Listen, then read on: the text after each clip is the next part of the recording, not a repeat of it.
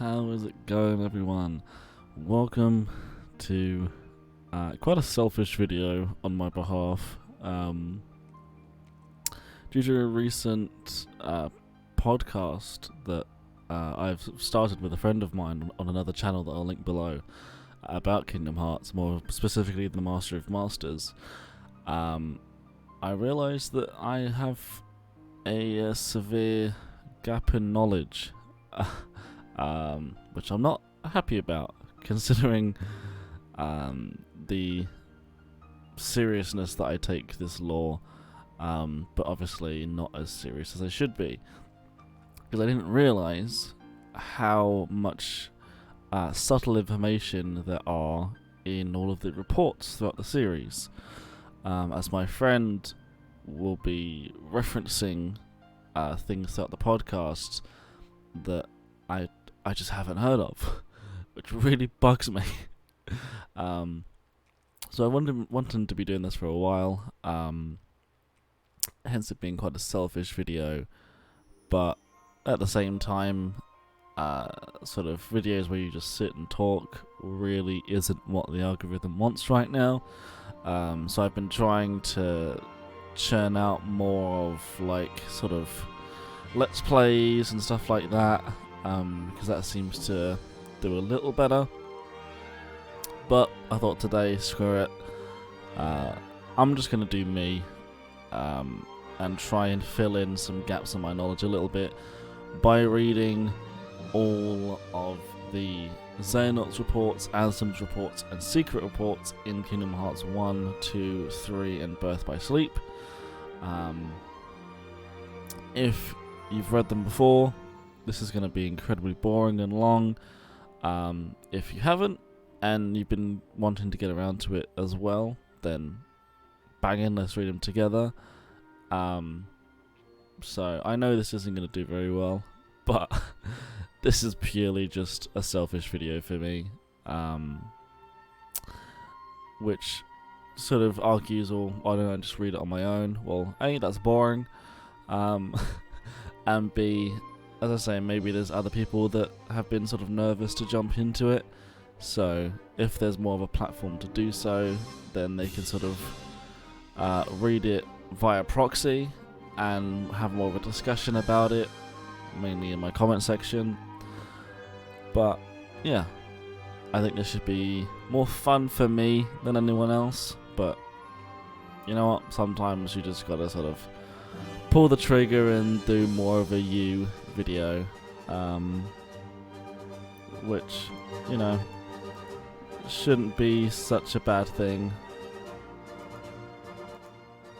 more often than not, but you know, YouTube's YouTube, you never know what's gonna happen. But we've got a long way to go. There's a lot of reports, over 50, but I think it should be fun. Should be quite a few bits of information that I didn't know that I find out, so I'm excited. So let's just jump straight into it. So we're going to start with Xehanort's reports, beginning right at the start with Birth by Sleep, obviously, then going 1, 2, and 3, starting with Xehanort's letter that started it all, that of course Ventus obtains right at the beginning of the game when he first leaves after Terra, after he storms off like a little bitch. So let's get straight into it.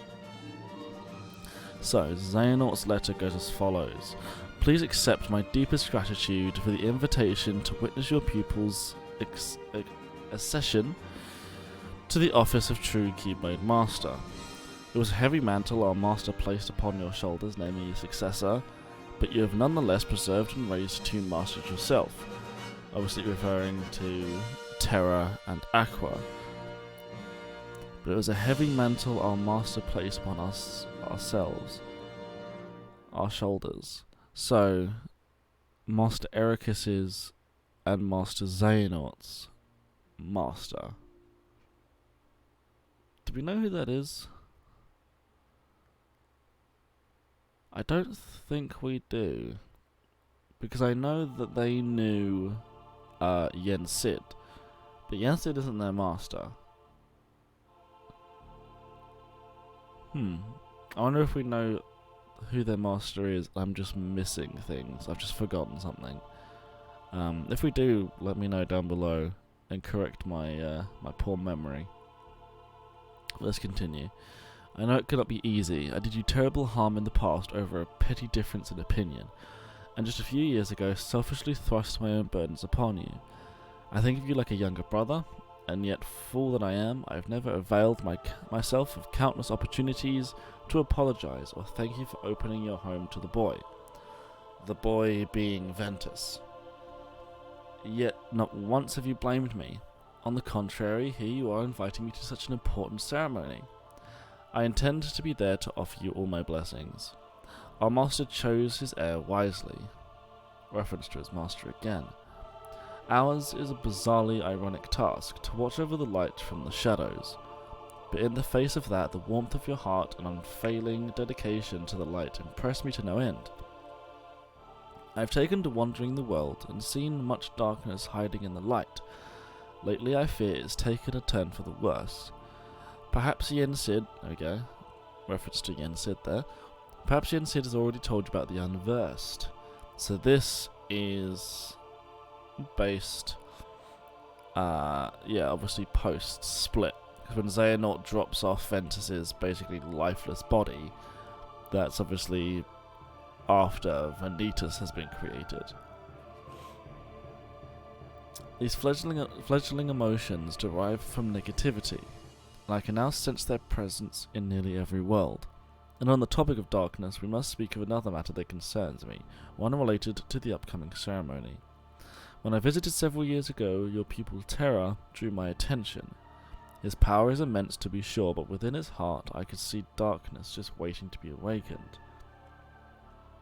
I know this is none of my business, but I have reservations about welcoming Terra as a true Keyblade Master without taking certain precautions. The traditional examination, perhaps to see if he has the mark of mastery? The choice is yours, and I will humbly respect your decision. Take care, I eagerly await our long overdue reunion. The traditional examination being basically a fight. If Ericus went through with Xehanort's recommendation, possibly. But yeah, everything there we know already. Obviously, very just sort of setting the scene. But it does bring the question of who is their master. I feel like I should know. But off the top of my head, it escapes me. Unless we don't know, and I'm giving myself too much credit for possibly knowing. That's most likely the case. But let's continue with Xehanort's Report 1. Much time has passed since I left the home of my youth behind, and in the myriad worlds I've visited, I have gained much knowledge. On these pages I intend to record a portion of that knowledge, but put the course of my life to paper. Upon reflection, my life underwent the most considerable sea change when I arrived at that place. It began when I found a master, and another I would later call my brother. When I found a new home, then there was the Keyblade. For what purpose was it begotten, and by whom? During my training as one of the wielders, the precepts offered a clear answer. The Keyblade existed so that we who watched over the light could protect the world from the shadows. But was that the true answer? Could there not be more to it than that? My heart sought knowledge, and so I sometimes visited other worlds, though such travel was forbidden unless duty required, and found what my heart sought. So, sea change referring to Destiny Islands. I believe they went to Destiny Islands at one point. So was it on Destiny Islands where Master Ericus and Master Xehanort met, as well as their master? Interesting. Still up. Fitting music for this. Talking about Destiny Islands. Okay, again, pretty simple. Everything we already know. They start to travel. That's fine. Number 2. Our master instructed us to don armor while travelling between worlds, so that we might shield ourselves from the darkness. But there in the lanes between I could feel the force of it, the power, and from then on I forwent my armor's protection. I'd been told the darkness would devour me, but what terrors could it possibly hold, so long as I found the strength to control it? Interesting. So this is where you really sort of started to fall. So in the armor, rather than feeling the power of the darkness and being wary of it, he thought, well, why not just control it and use it, basically, if it's so strong? Interesting. The world is vast, and the worlds within the greater world uncountable. Like little islands, they dot a great ocean between, which keeps them ignorant of each other, uncorrupted. Each world has its own order. Unlike us, they could not know of the world in its entirety, and we were never to enlighten them. You must stay in the world order, as Donald always likes to bang on about. Number 3. In ancient times, no such buffers kept the larger world divided. There were no walls of light enclosing each smaller world the way they do today. Nothing prevented one from physically interfering within the next. At that time, the world was filled with light, and a great many Keyblade wielders. But without buffers, the worlds began to squabble over ownership of the light. You see, they learned of the Keyblade's true use. War broke out as each of the Keyblade wielders struggled to lay claim to an almighty entity known as Kingdom Hearts. Kingdom Hearts could be described as an aggregate of hearts. Worlds too have hearts, just like people. That's why there's more than one Kingdom Hearts. Each world's heart is concealed from sight beyond a hidden door. By gathering all the hearts of all the worlds in a single place, one may complete Kingdom Hearts. So is this reference to the Keyblade War? I feel like it is. So it began to squabble over ownership of the light. I feel like that's a reference to the Foretellers. And the whole war broke out. I'm assuming it's referring to the war, the big boy. Number 4. And when Kingdom Hearts is complete...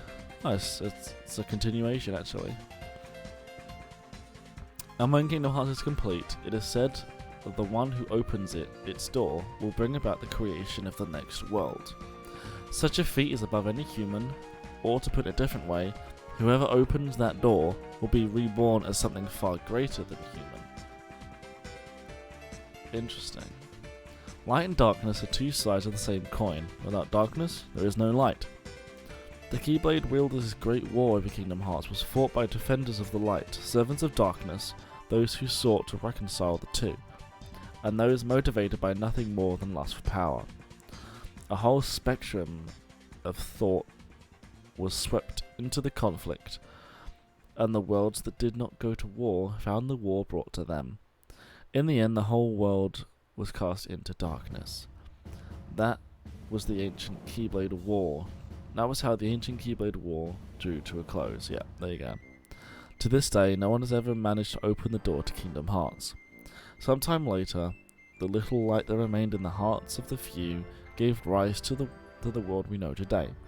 One made of many worlds beyond just as many walls, so that the Keyblade War would not be repeated.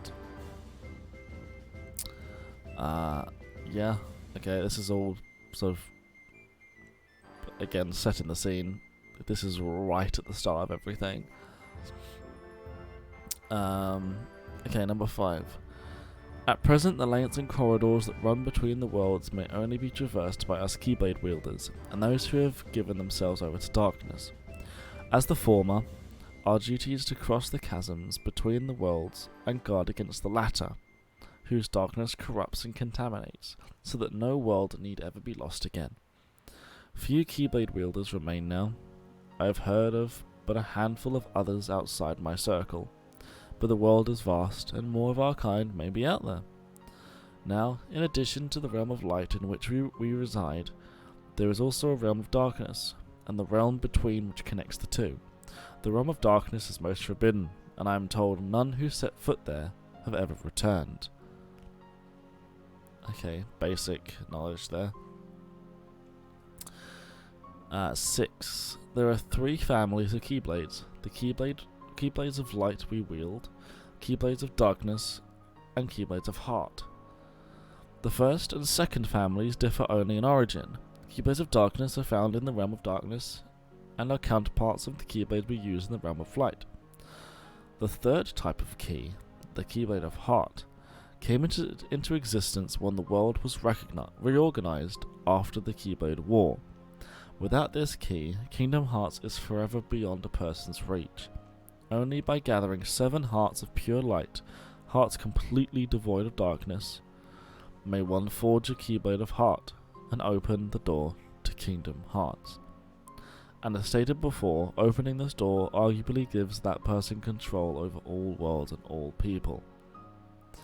Yeah, so that's referring to, obviously, his attempt in Kingdom Hearts 1, bringing the 7 princesses of Hearts together to create a Keyblade of Heart. Also, it's interesting to see how much he's referring to the power of Kingdom. Good music again. I'm about to talk about something dark. He seems to be referring to the power of darkness a lot, almost like not only has he fallen to it already, but he's definitely infatuated by it. Like, he definitely didn't need to reiterate at the end here that it gives people power. Like, he's already talked about that, but the fact that he keeps bringing it back up is it's definitely on his mind, which is interesting. So, report 7. I've uncovered the Keyblade's ultimate mystery. You see, besides the 3 families of Keyblades, there is another Keyblade. While it may sound the same when spoken, it is notated uniquely Keyblade, or X-Blade. And make no mistake, while it resembles a normal Keyblade, it is something altogether different. Keyblades are said to be man-made counterparts to Kingdom Hearts. The Keyblade, however, coexists with Kingdom Hearts. It is only forged when 2 hearts of equal power intersect, 1 heart of pure darkness and 1 heart of pure light. Hence, Ventus and Vanitas. At the time of its forging, Kingdom Hearts appears. It must be noted, though, that this Kingdom Hearts is special. Unlike the Kingdom Hearts kingdoms brought about forcibly and artificially through the collection of hearts, this Kingdom Hearts is a perfect and complete union of all the world's hearts. Surely it was over this that the ancient Keyblade War was fought. If so, the wars that divide the worlds today are of little consequence. With the Keyblade, all their hearts could be instantly reunited, and the Keyblade War re-fought. What have you got in your mind there, Xehanort? What are you planning? Well, we know what he's planning, but it's interesting that it's actually really clear. Like, you can see step by step, like him slowly hatching a plan and slowly losing it. It's better written than I thought it would be. 8. My brother pupil Ericus thinks only in absolutes. He has persuaded himself that light is the only way, but forgets that light cannot exist without shadow. I believe a balance of light and darkness is what sustains our world, but too much of the darkness has been stamped out, disrupting that balance. True, he argues that until the end. Someone must tear down this tyranny of light and reorganize the world around the darkness, which then creeps back in. Ericus and I did not see eye to eye. I left and wandered the world. This was perhaps the first time I felt truly free since that day I departed my boyhood home. But free to do what? I'd already shown the mark and become a Keyblade Master, but having been passed over as a successor, all that remained to me was the road of a teacher. Ordinarily, Keyblade Masters take pupils under their wings, malleable minds in which to impress the precepts of the Keyblade wielder and keep our profession alive for generations to come. Was my time drawing to an end, then, after all I had accomplished since casting away the place of my birth? Surely waiting for a quiet death would not do. Not when there is still so much I needed to see for myself. Powers help me, I thought. My body is so old. Yeah, so he's definitely starting to question himself a little bit, maybe getting on the verge of doing something a little bit crazy. Okay, number 9, nearly there. We Keyblade Masters have a special gift. We can extract a heart, be it to our own or that of another. By continuing this cycle, it is possible to remain in the world of the living forever. As a boy, I dreamed of seeing the farthest reaches of the world. If I only went far enough, there had to be a world out there in which no one had ever before set foot. And now I know of just such a world. If I become the first to open Kingdom Hearts' door, I can create the next world in which light and darkness exist in perfect equilibrium. So there I stood with vast knowledge in one gnarled, dying hand, and newfound purpose in the other. The next step was clear. I needed a new vessel. Oh, Xehanort. And that was when I met Ventus and made him my pupil. We were destined to meet, and I could sense the potential within him, but the boy was too benign for his own good. I came to the conclusion he was too frail to serve as a vessel, and decided to use him for a second purpose I had in mind. I would remove the darkness from his heart and split him in two. Then I would have my heart of pure light and my heart of pure darkness. Yep, this is exactly everything we've seen so far. As was to be expected, Ventus lacked the constitution for such an ordeal. This is number 10. I was able to remove the darkness inside him and create Vanitas, a heart of pure darkness. But Ventus drifted into the clutches of sleep. Ventus's heart of pure light and Ventus's heart of pure darkness. If both could be made strong enough to one day clash, I know the Keyblade would be forged. But Vanitas took too much of Ventus's heart, and from the fracture, I could see the last of Vanitas' light was slipping away. The boy deserved a place to spend his final moments peacefully, and what should come to mind but my own boyhood home. My legs took me there unbidden, and as I stood there on the same beach where I had made my choice so many years ago, I thought, not a single thing has changed. Here in this quiet world, time marches in place. Content that Ventus would find peace here, I started to walk away. But just then, the boy held up his Keyblade. The light within him had not died. So it's interesting that Xehanort almost felt bad for him. Like, they thought the boy deserved a place to spend his final moments peacefully. Like, that's really nice. Like, that's really sweet of him, actually. Which really kind of bugs me. But, I mean, like, this whole thing is exactly as I felt to the end, all the way to Kingdom Hearts 3. That he's not a bad guy. Like, he doesn't have ill intent. In fact, the opposite. All he actually wants to do is good.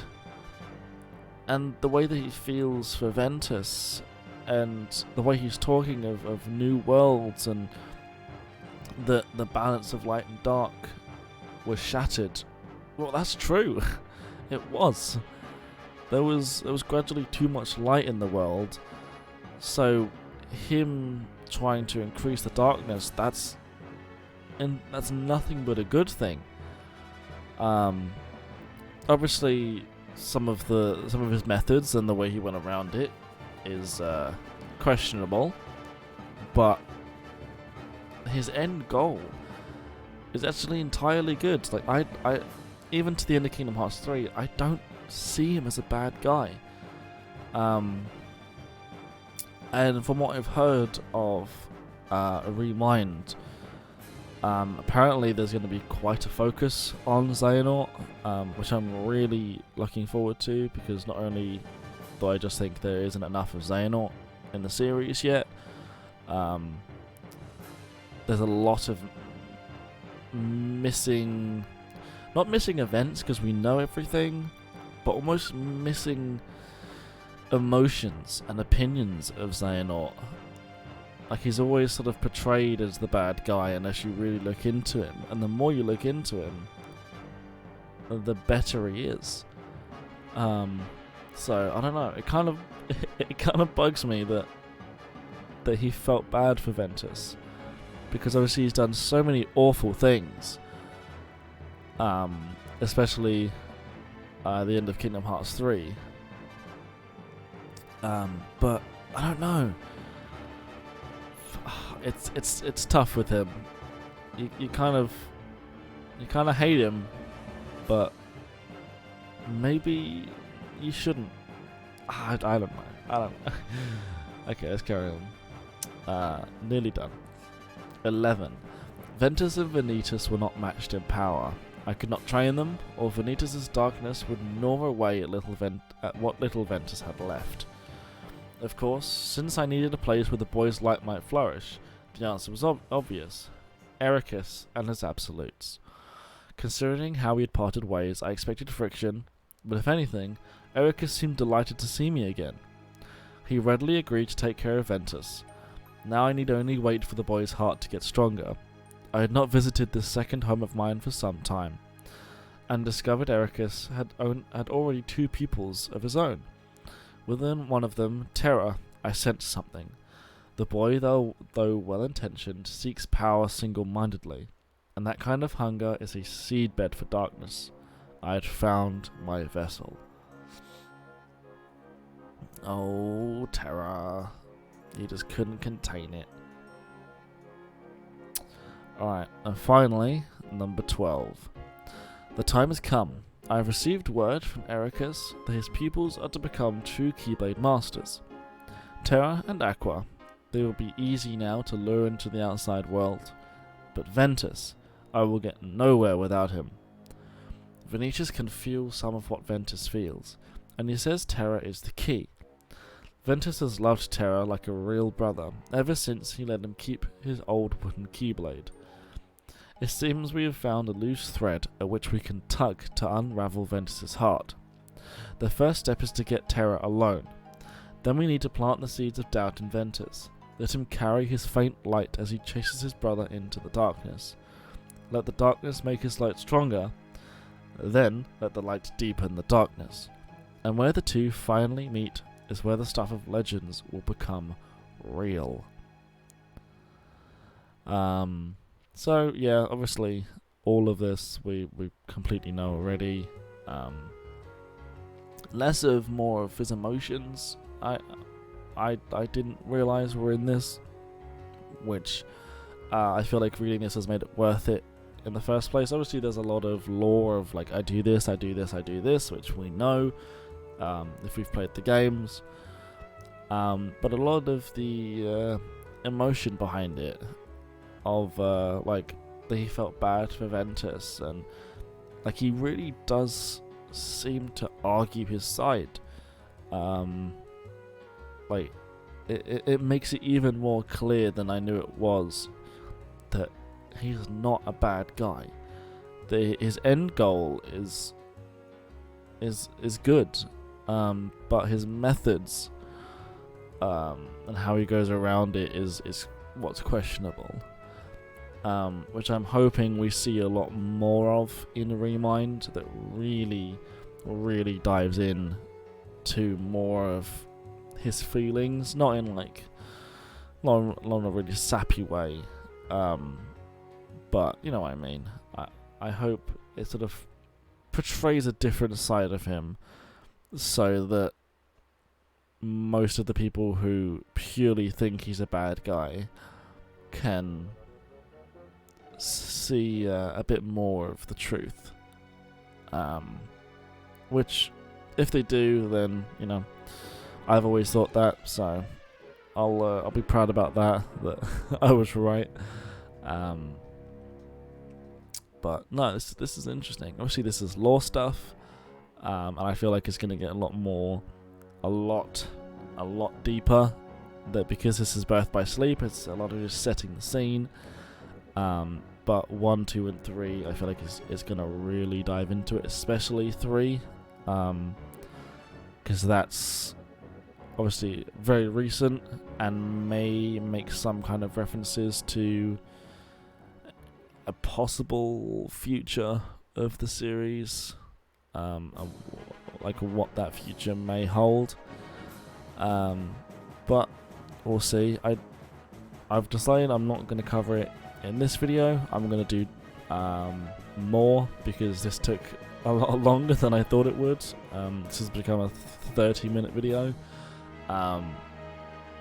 So sort of each one has 13 entries. See, this has 12 reports, but I really include the letter as well. I think it would be foolish not to. So in that case, if 1 and 2 both have 13 each, and 3 has 13, that's like another hour and a half. So that would be 2 hours, which I think is obviously ridiculous. Just sit here and read reports. So half an hour is as far as I'm going to push it. And then I'm going to have, I imagine, 3 more episodes of Kingdom Hearts 1, 2, and 3. And then maybe another video, and that possibly not, of concluding everything and giving sort of a review and an analysis of them all a bit deeper, rather than just reading it and going, oh, that's cool, like I have been in this. But as I say, 1, 2, and 3 is going to get a lot more detailed. So I feel like I'm going to be giving more of an analysis anyway. But I think this is going to be very interesting. It'll be very hit or miss. We just sort of play with what we have and see how it goes. And next video will be obviously Kingdom Hearts 1, which could possibly be some more scene setting, but maybe a little bit deeper than this. But yeah, until then, thanks for watching and have a great day.